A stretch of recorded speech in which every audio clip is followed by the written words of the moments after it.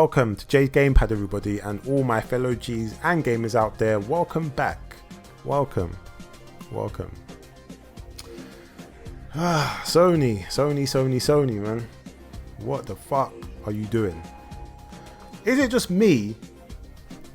But does this generation seem like Sony has us gamers on this crazy roller coaster ride?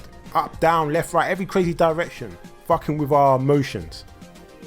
Like, does it seem like that to you? Because it seems like that to me. Because I've made countless videos here of like mad fuckery that Sony has said and done.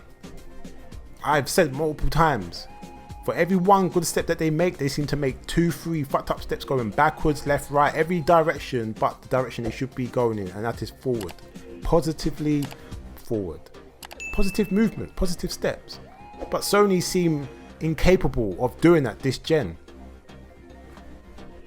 You would think, coming off their recent announcement choosing to raise the price of the PlayStation 5, which no one can hardly get, which is crazy to me. You would think after coming off that negative news, that negative news cycle, you would think that everything that they would do from that point would be positive, consumer friendly, but it doesn't seem like that. It really doesn't. So I don't know, man. I don't know, I don't know. Anyway, let's get into this article, man. PlayStation VR2 isn't backwards compatible with PlayStation VR games. Sony confirms. Why am I not surprised? But you know what? Let's just get knee deep into the article. See what I go on. PlayStation VR2 won't include any backwards compatibility support with PlayStation VR titles, meaning those games cannot be played on the new virtual reality headset. Sony has confirmed. Speaking in the latest episode of the official PlayStation podcast, SVP of Platform Experience Hideyuki Nishino, forgive me for butchering the name, says that this is because, quote, PlayStation VR 2 is designed to deliver a truly next-gen VR experience, end of quote, citing new features like the DualSense controller and inside-out tracking. Okay then, so their reasons, or maybe excuses, depending on how you want to look at it, depending on what side of the fence that you sit on when it comes to Sony these days, is that basically they built a piece of hardware purposely with the inability to play PlayStation VR games from their first generation headset. That's basically what they've done. That's literally what they've done. Now, me personally speaking, I can understand from a financial point of view why Sony has done what they've done. But as a gamer, this is not gamer friendly and this is not consumer friendly at all, in my personal opinion. I don't know, you know what I'm saying? Like, you can, you know what I mean? Like, you can let me know what you think about that in the comment section down below. But that's just what I personally think. And I say that to say that, again, this is just my opinion. There is no hardcore facts in this, but I personally think here that Sony didn't want to make PlayStation 5 backwards compatible. They really didn't. It seems to me like they might have only done it because they could foresee the waves of negative news and opinions and the backlash of not making it backwards compatible. So they probably just, heard us gamers and just thought, you know what, let's just make it backwards compatible, but we're only going to do it for PlayStation 4. We ain't going to do it for like PlayStation 3 and 2 and 1 and, you know, PSP and PSVR. We just do it for PS4 and that's it. And I think that they reluctantly did that. Again, that's just my personal opinion. But the point is that Sony decided to make their console backwards compatible, which means you can play PlayStation 4 games on it. And we saw what happened with that. And if they reluctantly did it, or if they purposely did it, like it was a thing that they just wanted to do off their own backs, why wouldn't you make the new VR2 headset backwards compatible to play the VR games on the first gen headset? It would just make sense to me. But they just didn't do it, so I don't know, man. I don't know. Anyway, back to the article. When all of these new features are put together, quote, This means developing games for PlayStation VR 2 requires a whole new different approach to original PlayStation VR, end of quotes.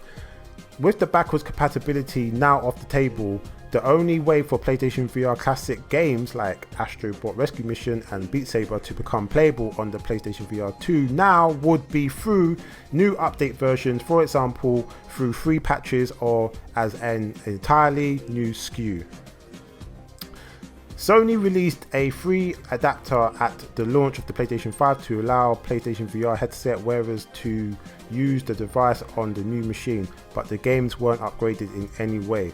So that is one decent thing that Sony did, but why is it that the machine can't improve the graphics or the gameplay slightly anyway? If I'm not mistaken, PlayStation 4 games play better and look better on the PlayStation 5 without incorporating the big features that Sony love to talk about with their haptic feedback and so forth and so on. So why is it couldn't do the same for the first headset? It seemed like Sony just didn't give a fuck and they're just being lazy, and they're just like, do you know what? We'll make it so you can play it, but that's it. We do the bare minimum, and that's basically what it looks like that they did. So, like, am I surprised? No, not really. You know what I'm saying? It's like, look, we did this for you. I mean, like, we did this for you. Be happy, be grateful. You know what I'm saying? Be satisfied with that. Like, we don't hear anything else about it. Like, we made an adapter so you can play it. So be happy with that. And we're meant to sit here twiddling our thumbs like this and our fingers, like smiling happy that we can play the first generation VR headset on the PlayStation VR 2 on the PlayStation 5 with no benefit in regard to what the PlayStation 5 can do graphically, performance wise, frame rate wise. Fucking hell, Sony, man, you make me laugh. Back to the article. With PlayStation VR now slated to release next year, a recent press blowout revealed new Horizon Call of the Mountain gameplay and some very positive impressions of the next gen headset in general. Okay, and what I will say as well, that there has been rumors of developers doing like patches and stuff for like the older PlayStation VR games so that it can become playable on the PlayStation VR 2 headset. But it sounds like that's more of a personal thing that the developers are deciding to do, even though like most of the best games on PlayStation VR are like, you know, PlayStation companies. I don't know, PlayStation Studios. Let's see what they're gonna do. But it seems like that they just want to double dip. The same thing that they're doing with the PlayStation 5 versions of the games you already own on PlayStation 4. It just seems like they just want to double dip. And the reason why I said at the top of this video that Sony seems to have us on this roller coaster ride is because with the PlayStation 4 games that you can play on the PlayStation 5 and, you know, the upgraded version of the same game that you own, they originally said that like with the PlayStation titles, like you get the free upgrades. Then they backtracked. Then they realized that they actually like said it, like, you know what I mean, like with certain games, and they had to like backtrack again and do it for them games. Then go back to saying, okay, well from this point onwards you got to pay. You know what I'm saying? £10, $10, whatever it is. Double dipping, basically. Double dipping. So it seems like Sony wants to do a similar thing with the VR headset, because if these rumors are to be like true, then what that would tell me that like the majority of the studios that are doing it, or possibly doing it, should I say, are the studios that are underneath Sony, which means that they potentially want to do that same double dipping bullshit that they did before, which is not consumer friendly, it's not gamer friendly. Now, me personally speaking, I think the whole thing's bullshit. You know what I'm saying? Are you really trying to tell me that like was it like a new headset, new hardware can't play older games? Come on now. Are you trying to tell me the architect is so different from the first headset to this new headset that they can't like port them over or bring them over or make it playable, even if you don't have like the haptic feedback and features that like you get from the PlayStation VR 2 headset and the controllers? You try to tell me you can't bring it over? I think that they can, personally speaking. I might be wrong, you know what I'm saying? Like, If you think I'm wrong, let me know in the comment section down below. I don't know the mechanics and the details of the hardware from the first one, from the second one. I really don't. But we've heard companies come out and say that, oh, it's impossible for the Xbox One to play Xbox 360 games, to go back and make it backwards compatible so that you can play 360 games. We've heard companies say this shit all the time. I just think that, like, some people are gonna look at this and think this isn't a big deal, but when you look at this whole generation and the whole messaging from Sony and the things that they've said and done, I think that this is a bigger issue than what it probably would be if it was isolated. In my personal opinion, this is a compounding issue with Sony. It is, it really is. Anybody that thinks it isn't, go back to the start of this console generation and look at all the things that Sony said that they was going to do, that they didn't do, and the things that they did that were bad and not gamer friendly and not consumer friendly. It almost seems like to me, yeah, that like Sony's got one foot like in the zone of fuckeries and one foot in the zone of, oh yeah, we're good and we're okay. It almost seems like to me that like Sony wants to go back to their PlayStation 3 days with their fucked up messaging, talking about you'll get a second job to buy a console. That's what it seems like to me. But they're so reluctant to really like jump both feet into the fucked up zone because they saw what happened with Xbox. Xbox still hasn't really recovered, in my personal opinion. In regard to the service, they got a godlike service. But in regard to the messaging, you know, and the people that was, and the gamers that was gaming on their platform compared to gaming on the PS3 back in the day, they're not doing as well as people probably expected them to do if they didn't come out with their fucked up messaging in the last generation. And it's like Sony's seen that, and it's like it's like they're trying to play both. What it is, it's like Sony's sitting on the fence almost. It's like they're just, I don't know, like Sony's on some fuckeries, man. They really are. And like I said, I think that they just, as a gamer, they're playing with man's emotions. I like Sony. I love Sony. I'm not in love with them blindly like some fanboy that Sony can't do any wrong. It's not that with me, and it shouldn't be that with you or anybody. You know what I'm saying? Like, we shouldn't, we should always hold these companies and these corporations, regardless of what they do or what they provide us. We should always hold them accountable, and we should always vote with our wallet. Because if we don't, then companies are going to continue to do practices that are not gamer friendly and not consumer friendly. Look, I got the first PlayStation VR headset. I like it. It was fun. I really loved it. You know what I mean? Like it opened up a whole new world of gaming, like, to me. But Sony, was it Sony as a corporation are acting like everyone's got money? I don't get it. Like, we still don't even know the price of this new headset. We don't even know the price of it. Coming off the back of Sony, was it like raising the price of their console, which again, no one can't get. They said, oh, it's because of the inflation. Next year, we're meant to be getting a recession next year. But this year, they're talking about inflation. Sony was already having difficulty mass producing these consoles anyway. How is a company with that messaging are going to come out talking about they're bringing out new hardware? Are they going to be able to mass produce this hardware because they still have an issue with the PlayStation 5? So are they still going to have the components and the ability to mass produce the PlayStation VR2 headsets? And how much is it going to be?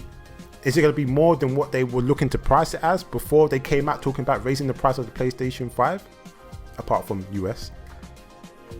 I don't know. And the point is that, like, they're contradicting themselves. Because if the general going gaming audience, the general consumer, is being hit by the same inflation and next year the recession, what makes you think here as a company that you can bring out a hardware, I don't know, let's say the hardware is going to be 450, 500, I don't know, it could even be more. What makes you think as a company that it makes sense to bring out hardware that's going to be expensive? You know what I mean? By your reasoning, like, it doesn't make any sense. Like, who's going to be able to afford to buy it? Like, it doesn't make any sense to me. So I just think that this whole thing about not making it backwards compatible and whatever, they're shooting themselves in the foot. If they want gamers and assisting PlayStation VR gamers to jump over and buy this headset. The least that Sony should be doing as a company is making the games that they played on their first headset backwards compatible, so you can make it, I mean, so that you can, so that we can play it on the new headset. That's the least that they should be doing, or they should have thought about when they was making this hardware. Because this hardware went into production and they were designing it and making it like all through the pandemic, all through the situation of them not being able to mass produce a like PlayStation 5 so that everybody can get their hands on it. Normally go to any retailers and just pick it up. So I don't know, man. You know what I'm saying? I don't know what Sony's doing. I don't know what they're thinking. They're not making any sense to me. The whole messaging of their whole company and the whole PR thing is backwards to me. I don't trust them. To me, they're moving like snakes. You know what I mean? From slithering house. In my personal opinion, I don't trust them. You know what I mean? And to be honest with you, as a gamer, you shouldn't trust these corporations anyway. You shouldn't trust any of them. They're only faithful to you as long as you're willing to put up with their bullshit and you're willing to keep on paying them for their bullshit. So I don't know, man. Sony needs to fix up. And stuff like this, like I've said, for every one good step they make 2, 3 fucked up steps going backwards, left, right, side to side. But the positive, consistent steps that they should be making, and that is going forward. So forgive the rant, but yeah, I hope you enjoyed this video. If you did, please like, subscribe and hit the bell notification if you like man's content or any of my content. You can also hit me up on the social, Twitter, Instagram and Twitch, jaysgamepad across the board. You ain't got to type, tap, press, anything else but that. And also, if you want to find me and hit me up on PlayStation, my gamer name is MrGhostProtocol. So I guess I will see you and speak to you real soon.